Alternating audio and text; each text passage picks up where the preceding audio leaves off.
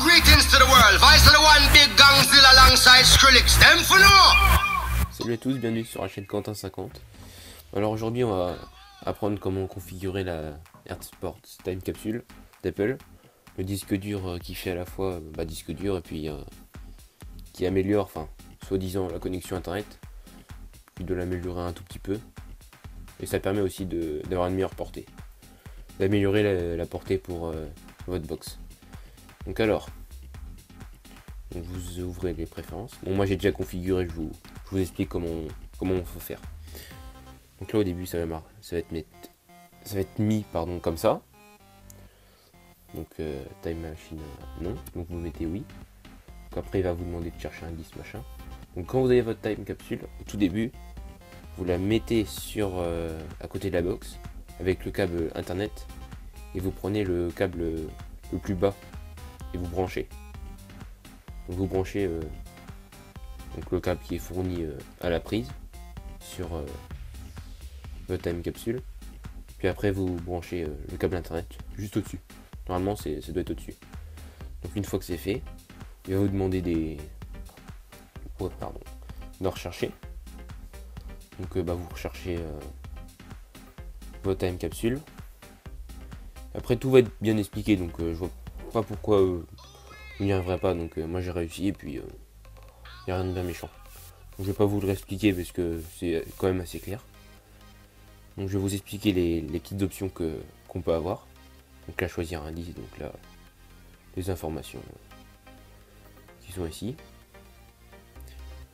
Donc là on peut cocher, afficher le petit logo là ou pas. Donc moi je le mets.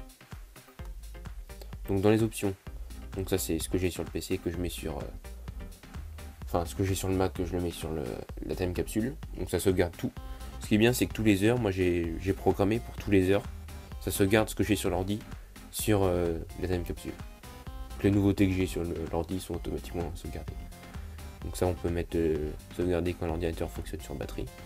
Donc avertir lorsque les sauvegardes les plus anciennes sont supprimées. Donc là il n'y a rien de compliqué, donc on va aller dans le... On va aller ici, donc vous allez là. On va dans autre. Utilitaire AirSport. Donc là une fois que c'est bon. Au début normalement le bouton il va être orange clignotant. Donc si l'orange clignotant et que vous avez tout configuré et qu'il a fait des sauvegardes et tout, ici à vous mettre je sais plus où c'est que ça clignote. Donc vous pouvez le modifier. Donc vous le modifierez ici. Donc là il y a mes données, tac tac. Il me semble que c'est dans le réseau. Et là vous cliquez